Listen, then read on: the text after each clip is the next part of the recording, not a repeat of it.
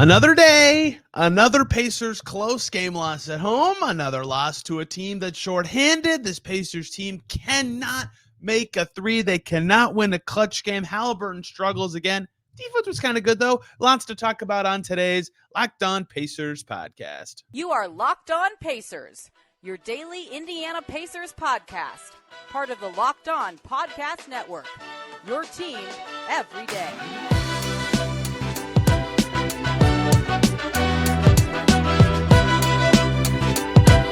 Happy Tuesday, y'all, and welcome into another edition of the Locked On Pacers podcast, where we, of course, talk about the Indiana Pacers. As always, my name's Tony East. I cover the team for Forbes and SI, and today we're talking Pacers Cavs. The Pacers give up 108. That's great. They're usually great when they give up that number, and they lose by 4 to the shorthanded Cavs at home. Another clutch loss for the Pacers, who were tied late in the game.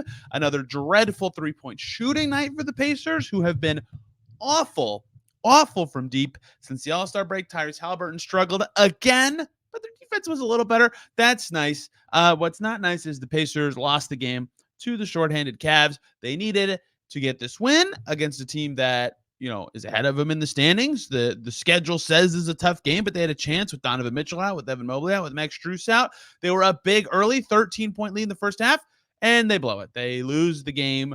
They blow it late in the final minute, missing a few shots down the stretch. Really, they gave it away to me in the second quarter when they were up 13, and the Cavs went zone every so often, mixing it in, and the Pacers did not make a shot for about 6 minutes. In that quarter, they were still tied at halftime. They still had their chances, but that stretch where they could have put the game away, put the Cavs on the last game of a road trip they couldn't do it. To me, though, this game starts and ends with the three-point shooting of the Indiana Pacers. And this has been such a dramatic identity shift for this team since the All-Star break, right? All right, they should be winning this game. Just big picture to start with this. Before tonight, when the Pacers give up fewer than 109 points this season, they lose this game 108-103 is the final score. Before tonight, if they gave up fewer than 109 points, they were undefeated this season, 6-0. Under 110, they were 6-1. Under 112, they were 11-2, right? Usually, they are excellent when they hold a team to a small number, or at least for them, a small number, given that their pace is so high. And they did that tonight. Their defense was good. This should be a game that they win, and yet they didn't because they couldn't score. That's not typical of the Pacers to score 103. And because on the flip side of what I just said, right, yes, they win a lot when they give up a few points. When they score very few points, they're terrible. If they score 110 or fewer, as has been well broadcast this season, they have not won a game. They are now 0-17 at 110 or fewer. They have quite a few wins in the low 110s, but they just can't get over that bugaboo. This kind of game is really tough for them, and they needed to not be in this kind of game. And to not be in this kind of game, they need to score more. And in this specific game, it all starts and ends with shooting to me. On the season, the Pacers are still, well, at least they entered the day, maybe not anymore, 10th in three-point percentage. They get up a decent number in terms of just raw putting the ball in the basket on offense. Their offensive four factors, their effective field goal percentage is second best in the NBA. That's why they've been so good. They score a lot and they don't turn it over that often. That's great. They did not do that today. This has been perhaps the biggest story for the Pacers since the All-Star break, and they found ways around it. As we just talked about yesterday, they beat the Nets over the weekend because they dominated the paint. They only hit 6 threes against the Nets, but they dominated the paint on both ends. They had this defensive identity, and that was great. And I said they need to keep playing like this if their shot is going to escape them. And then they played the Cavs, and they tried to play like that. The Cavs did a much better job protecting the rim. Pacers, 54 points in the paint. They only allowed 44. That's excellent, but they only scored 54. They couldn't get enough on the board to actually beat Cleveland, and so they need to rely on their shooting and their offensive efficiency, something that's normally been reliable for them this season, and it wasn't there. Pacers, 9 of 38 from 3 in this game. Dreadful, 23.7%. This is a theme for them of late. That 23.7% would be their 7th worst night from deep this season. They made less than 10 threes despite taking 39. They've had 17 games this season before tonight where they made fewer than 10 threes. They only attempted 39 or more threes in one of those games. Their loss to the Boston Celtics in January at home, right? So that was an unusually poor shooting night given their volume, right? Generally, I'm of the opinion, this isn't always true, but I am generally of the opinion that the Pacers take pretty good threes, right? They generate good threes, and they take generally, now again, not always, but they take good, open, high expected value given their shooters threes. If you're able to get up 38, I would in theory think that's a good sign, but they only made 9. And the reason it's an in theory good thing is because on paper, they're a good shooting team. Right now, they are not. They are absolutely not. And it is the biggest story for this team since the All-Star break. Team stats, just straight up team numbers. Post All-Star break, the Pacers have now played 13 games. They're 7-6. They are shooting 33% from 3 in that stretch. 33%. That is 29th in the NBA. The only team shooting worse from 3 since the All-Star break is the Charlotte Hornets. The Charlotte Hornets. To be clear about how important three-point shooting can be, or at least the ability to generate threes that have a good chance to go in. Here are the bottom, let's say, 7 teams in three-point percentage since the All-Star break.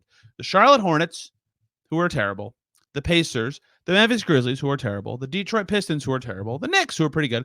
The Wizards, who are terrible. And the Rockets, who are terrible, but are playing much better recently. And right above these teams is the Bulls, the Raptors, and the Blazers, who all also suck. It's all bad teams. And then also the Pacers and the Knicks. And that, I mean, obviously we know making shots is more important than missing shots. We're not, changing the world here. But that is obviously important stuff. At the top of the three-point shooting list since the All-Star break, Boston's in first, New Orleans in third, Oklahoma City in fourth, Milwaukee in sixth, Cleveland, who they just played, in seventh, Denver in eighth, right? Like, obviously, again, making shots is good. The best teams are still doing it. They're rolling in that way. So the difference is, right, if you sort by pre-All-Star, you'd get a lot of similar results, right? The best teams in three-point shooting, the Thunder in the top 10, the Celtics are in the top 10, the Pelicans are in the top 10, the Bucks are in the top 10. We just ran through those teams, right? But the Pacers were fourth. Before the All-Star break, the Pacers were fourth in the NBA in three-point percentage. And since the All-Star break, they are second to last in the league. They entered today bottom 5 and then were worse than that number. That is killing them because this should be a bigger story. And I'll mention it now and I'll talk about it a little bit. But like the Pacers defense has been okay since the All-Star break. Decently good. If you sort by every team in the NBA for their last 6 games, which includes tonight for the Pacers are 6th in defensive rating. That's pretty good. Post All-Star break, they're now up to they fell. Well, there were other games since I typed this number down. They're still 17th, which for them is a big improvement. And their net rating since the All-Star break is still good, in large part because of that defense. Like, that is progress for this team, but they can't consistently be winning because the shots aren't falling. And it's not, it starts with Tyrese Haliburton, of course. As I talked about yesterday, the exact same things that have been happening to him happen again in this game, where a lot of stats are like very Tyrese Haliburton. 12 assists, right? 6 rebounds. Made all 5 of his free throws. On 2s, he was 3 for 5, 60% above his season average. A lot of numbers say normal Tyrese Haliburton game. And then he shoots 1 for 9 from 3. He hit one in the fourth quarter that almost started the guiding of a comeback. They tied the game up not long after he made it, but it 1 for 9. That's dreadful. He had 3 turnovers as well. They lost his minutes by 7, right? He is the face of it because he's by far the highest volume shooter on the team. Also tonight, Ben Shepherd 1 for 5. Jalen Smith 2 for 7, Andrew Nembhard 1 for 4, Aaron Nesmith 1 for 5. And so I'm not saying all this to ignore Tyrese Haliburton. I just did an entire segment yesterday on his recent struggles from 3 and why it's so important and what it's kind of bled into for his game and the way he's playing a little differently because of it. Even tonight, like sometimes you see where he looks at the rim and hesitates in ways that he doesn't, or any number of different things where it's like clearly even if it's a half of a second, that's a quarter of a second, Tony. That processing speed where he's thinking, do I really want to shoot this, is different than what you saw from Tyrese Haliburton. But it's not just him. It is not just him, right?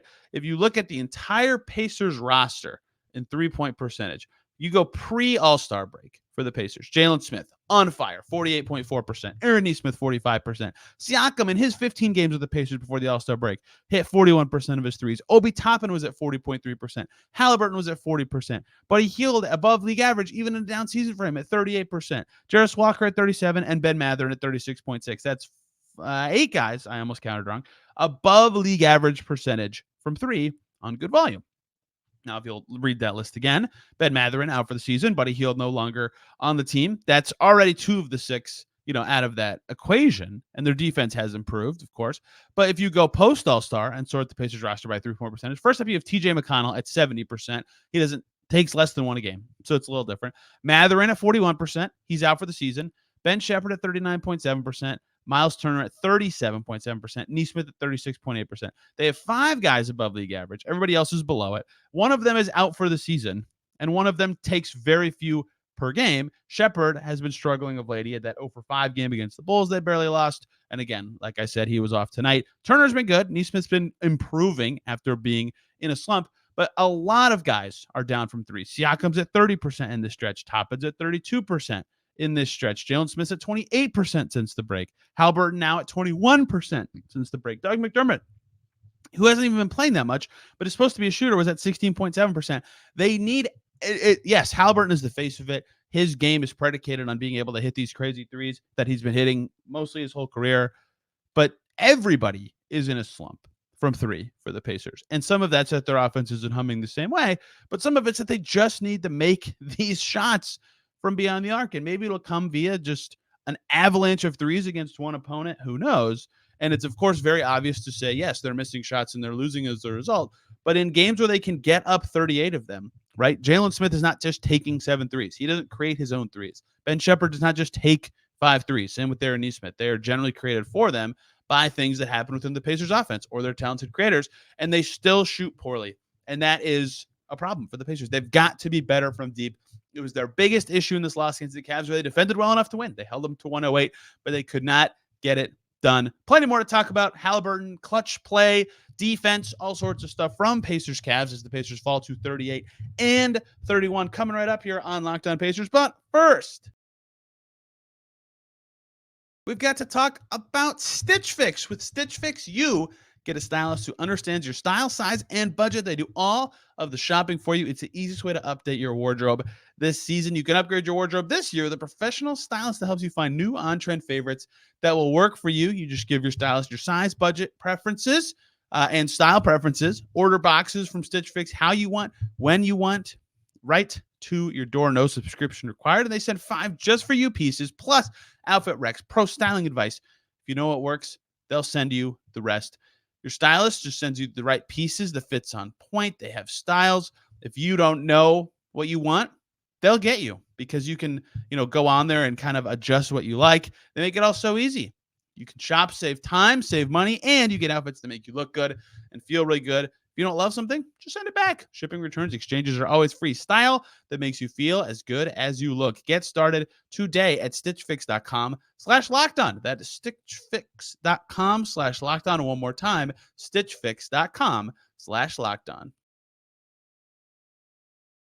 And we are back here on Locked On Pacers. Thanks for making us your first listen today and every single day. For your second listen, Locked On Cavs. Hear about the winning side of this. Cavs needed this win because it ups their division record and helps, I believe, their tiebreaker with the Bucks in the chase for the 2 seed. And anyone without Donovan Mitchell, of course, big for the Cavs. They didn't even play that well to me, but they got it done. Like, no one player felt particularly dominant. I thought Caris LeVert played pretty well. Darius Garland kind of manipulated the Pacers, but no one should have been as dominant as the scoreline suggests. Really odd game. If 2 Pacers games in a row where the script does not really match what we've seen from the Pacers often this season. Let's pivot to an under-discussed topic next to me. I mean, if you look at the Pacers' recent run, right, since they had that Spurs loss where they just got ran out of the building in San Antonio, one of their worst losses this season, given the opponent quality, they are 4-3 in their last 7 games.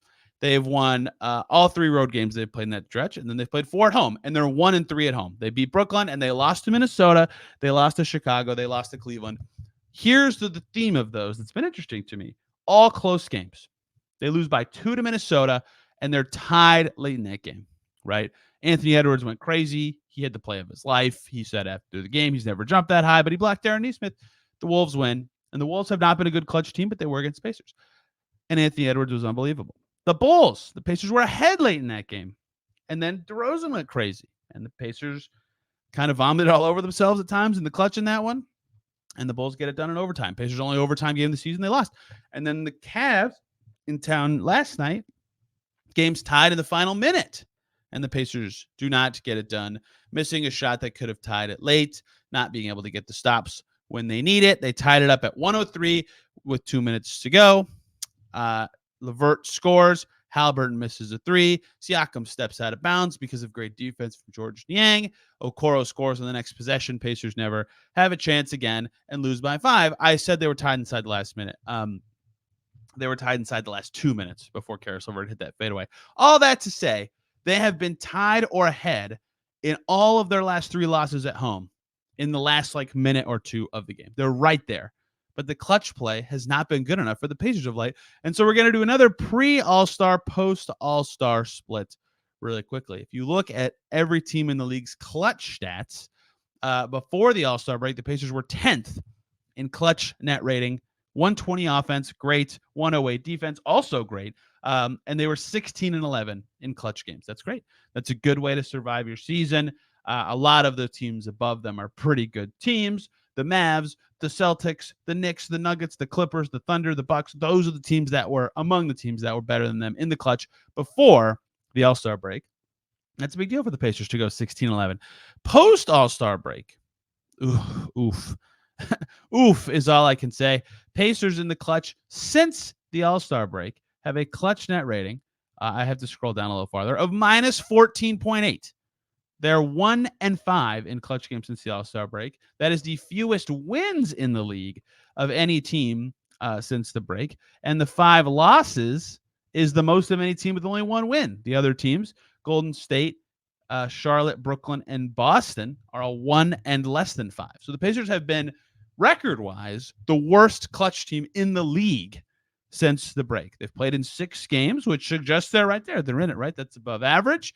In theory, you'd expect, in an average, pretend that every clutch game, that means that for 43 minutes, the teams were within 5 points, right? You could say, if you did that for infinite mathematical simulations, it's a 50-50 chance to win. And now the Pacers have crashed back to 50-50 for their full season clutch record, right? After that 16-11 start, the Pacers now in their 33 clutch games are 17-16, right? So in theory, that math is holding true, but they were a good clutch team, and now they are not. Their net rating is dreadful. And I think if you've watched the Pacers, it's been very interesting the way this has gone. Their offensive rating in the clutch and the All-Star break is just as good as it was before, 122.7. That is fantastic. 6th best in the NBA. And we're talking about a very small sample of minutes right now, 23 minutes, but still. Their defensive rating in the clutch and the All-Star break is unbelievably bad. Unbelievably. 137.5 defensive rating.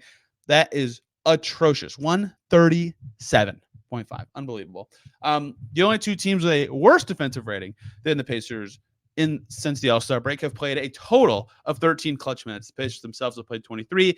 That is a really killer problem for them. In these games they get into that have been tight, they've been able to defend well throughout the game, but not in those moments. They cannot do it. Sometimes they're trying to force errors, like tonight when they were trying to get the ball out of Garland or LeVert's hands, and the Cavs just whipped it around, and eventually Jared Allen found a cutting Isaac Okoro wide open under the basket, right? The cuts have been killer for them, but that has been a big issue for the Pacers of late, especially as they've lost some close ones at home since the break. Their win, I believe, was that New Orleans game at the very end of February, but losing to Toronto was, another one that they were right there late in that game. They have just got to be better in these clutch games. I think that Spurs game ended up counting as a clutch game because they were within 5 in the last 5 minutes, even though they ended up losing by 10. So they just have to defend better late in these games. It is currently holding them back quite a bit. It held them back in this game where they did well to mount this comeback, and then the Cavs just go berserk. In the last 5 minutes of this game, the Cavs only scored 8 points. That's pretty good. The Pacers were also down by 3 when the last 5 minutes came, and down by 5 with 4:48 to go, and they lost by 5. So they needed to be better in those last 5 minutes than they were.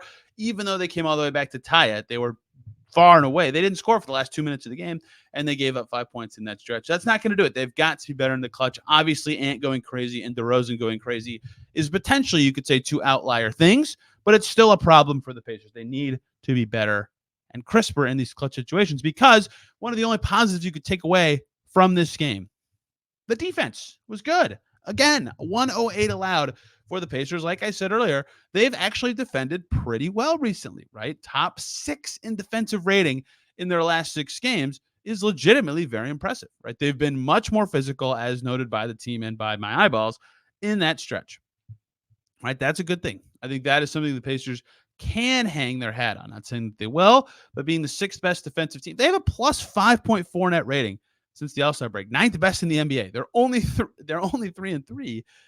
Excuse me, in that last 6 games, they're defending really well. They're 3-3 despite having a top 10 net rating in the league in that stretch. Like, they just need to find a way to have that defense translate to clutch time or to actually score the ball and make threes. That hasn't been happening, but you've seen it, right? The opponent point totals alone, which is not a good stat because there's some pace stuff involved, right? 100 allowed against Brooklyn, 111 against OKC, 97 against Orlando, 113 against Minnesota, 117 against the Spurs, even though they lost that game, like 114 against the Pelicans in that win. Like, these are all good results numbers-wise for the Pacers. There are bad games in that stretch where they got mowed down by New Orleans in New Orleans, and that Chicago game that went to overtime.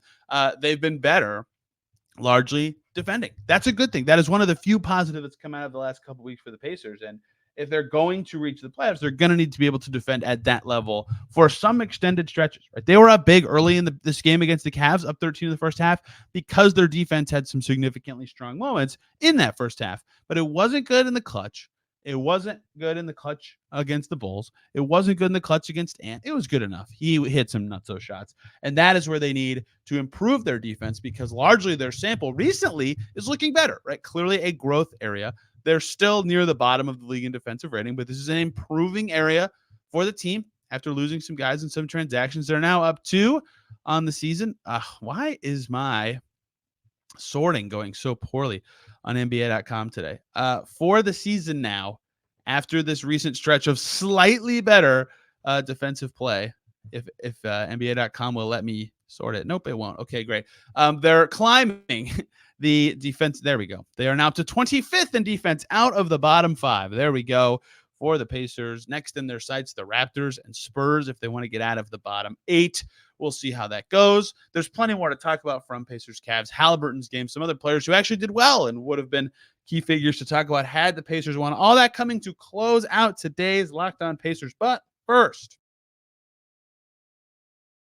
we have to talk about LinkedIn Jobs. When you're hiring for your small business, you want to find quality professionals that are right for the role. That's why you have to check out LinkedIn Jobs. LinkedIn Jobs has the tools to help find the right professionals for your team faster and for free. LinkedIn isn't just another job board. LinkedIn has a vast network of more than 1 billion professionals, which makes it the best place to hire. It gives you access to professionals you can't find anywhere else. LinkedIn does all that while making the process easy and intuitive. Hiring is easy when you have that many quality candidates. So easy, in fact, that 86% of small businesses get a qualified candidate within 24 hours. LinkedIn knows that small businesses are wearing so many hats, it might not have the time or resources to hire, and that's why they're constantly finding ways to make the process easier. For example, their new feature that helps you write job descriptions.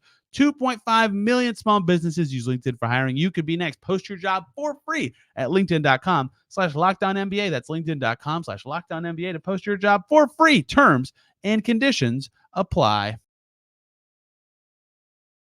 And we are back here on Locked On Pacers. Thanks for making us your first listen today and every single day. Make Locked On Jazz your second listen. They had an eventful night with John Collins getting injured, Anthony Edwards playing well, and David Locke, radio voice of the Jazz, host to that show. Check out Locked On Jazz for the latest on the Utah Jazz, the last team I saw news about before I started recording this episode. Let's talk about a couple other things of note from this game. I already talked a little bit about Tyrese Haliburton. There was just some moments in this game where you could just feel like it was a little different from his impact, right? I've said this more recently, and maybe this is just me being lazy and not being able to come up with the perfect description for what I'm trying to say. But like when the Pacers were struggling on that road trip early this month when they lost to the Pelicans and the Spurs, you could just tell their offense looked different. And I think in this game, even though Tyrese Haliburton, outside of his threes, had a normal statistical night, it just didn't feel the same all the time. 5 fouls, 3 turnovers in a way that was significant. He's just got to find a way out of this slump for the Pacers. He just has to. They're trying to find other ways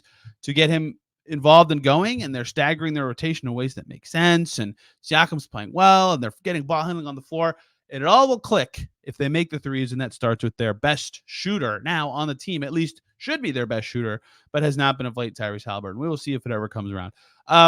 Siakam good again. They get the ball to him, 18 shots. He has 19 points with them because he struggled from the foul line. He was 1 for 4 there, but largely efficient inside the paint.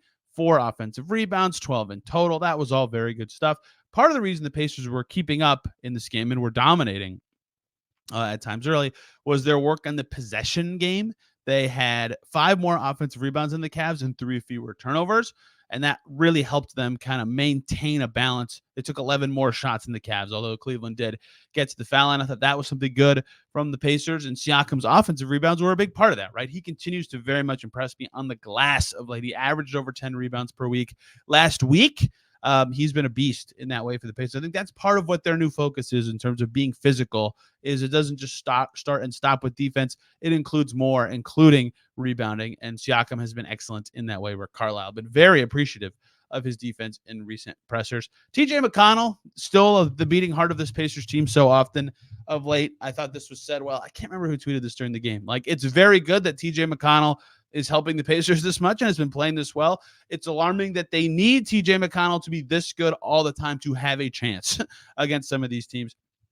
He was cruising for the second unit again, 7 for 11 for 14 points and 4 assists. I mean, he's just an awesome player recently. He's hitting well over 60% of his shots all the time on unique shot attempts that defenses routinely don't see. They're not used to it. They're not ready for it sometimes. I think that's been a really impressive and important thing for the Pacers. Obviously, it's been well broadcasted how good TJ McConnell has been. But again, in this game, especially in the first half, when the Pacers bench was rolling, right? Toppin came in. He did his thing. He's been very important, subbing in early for the Pacers. He had 10 and 8. He was +8. Ben Shepherd was an active defender. Jalen Smith made some first half threes, and McConnell was running the whole show. I thought that was significant for the Pacers, and had they won, I probably would have dedicated a bench segment to this game because the starters weren't good enough. But the bench was, and I thought that was important for the Pacers in this game. Noteworthy, by the way, in the Pacers substitution pattern change in this game, 9-man rotation. No Jarris Walker, did not play, coach's decision. Perhaps the Pacers really wanted to get this win. Perhaps there was something about the matchup that made them not play Jarris. I did not ask Rick Carlisle about it after the game. There were a lot of people in the press room who needed their turns asking questions. I got what I needed, but Jarris Walker did not play in this game. They only played 9 guys. Very interesting choice from the Pacers, but that meant, Toppin was in his early route as usual, and then Siakam, of course, playing in all the minutes that Toppin's not out there. And they went to Siakam at the 3 next to Toppin and to center a few times throughout this game. I always think that look is very interesting. And they went to that again in this game, but no Jarris. So only a 4-man bench as they try to stagger the stars and make sure they have one of Haliburton or Siakam out there for all 48 minutes. Myles Turner got a block, still 5 short of the franchise record. He hit 2 threes, which is significant because him and Jalen Smith were the only Pacers to hit 2 threes. Turner 2 for 4. He hit 50%. Everybody else either only made 1 or shot poorly from 3. Turner, a nominee for Conference Player of the Week last week, having a pretty good time right now on both ends of the floor, but there's not a ton of guys to really dive into from a positive perspective. Leading scorer only at 19 points. Defense was good, but not so good that they were able to win a game. The fouling was kind of an issue in this game at times. Like, it's really hard to yank a ton of positives out of this game. A game the Pacers probably feel like they should have won, right? No Max Strus, no Donovan Mitchell, no Evan Mobley. 3 guys. The Pacers beat them twice earlier this season. And granted, these teams are much different than they were then, but Pacers unable to beat the shorthanded Cavs. They were torched by Georges Niang in the parts of the first half. Marcus Morris Sr., who hasn't been on a team for a while, hit 4 threes. That's just one of those you shrug and you give it to him. 3 of them were heavily contested. 2, I think, were at the buzzer of the shot clock, and those just went in, right? One of those kind of nights for the Pacers. They needed somebody to be a little bit better, to be a game-changing force. Siakam was close, but not quite there, and the Pacers lose, and they are now 38-31. Now, the Pacers did see the Heat play the 76ers last night, and I am of the opinion that the Pacers wanted the Sixers to win that game. I don't know. I'm never going to ask anybody with the team, but because I think it's more likely the Pacers can finish ahead of the Sixers than the Heat, so any Heat loss is good for the Pacers. The Sixers did win that game, so I suppose that's good for the Pacers, who are still in 6th in the East right now as a result. But Pacers drop a game that they could have won. Their defense was good enough. They got good enough play from some guys. They continue to look like they're an improving team on the less glamorous end of the floor, but they couldn't shoot well enough, and it cost them another win. They've got to find a way to make some threes and lock up in the clutch, and they'll have a chance on their 5-game road trip coming up. Pistons Wednesday to kick it off. I'll be up in Detroit, so you'll hear from me after that game from up there. We'll try to have guests for the in-between shows this week. So tomorrow's show and then Thursday into Fridays, talking all things Pacers, their recent level, all sorts of stuff like that. The Mad Ants also just played their last home game, so checking in on the two-way guys, all sorts of stuff like that coming here on the Locked On Pacers podcast. Hope you guys enjoyed today's show. If I said something dumb or you want to comment something else, you can comment down below on YouTube or tweet at me at Tony R. East. And the show is on Twitter at Locked On Pacers. Thank y'all for listening. Have a wonderful day. We will see you soon.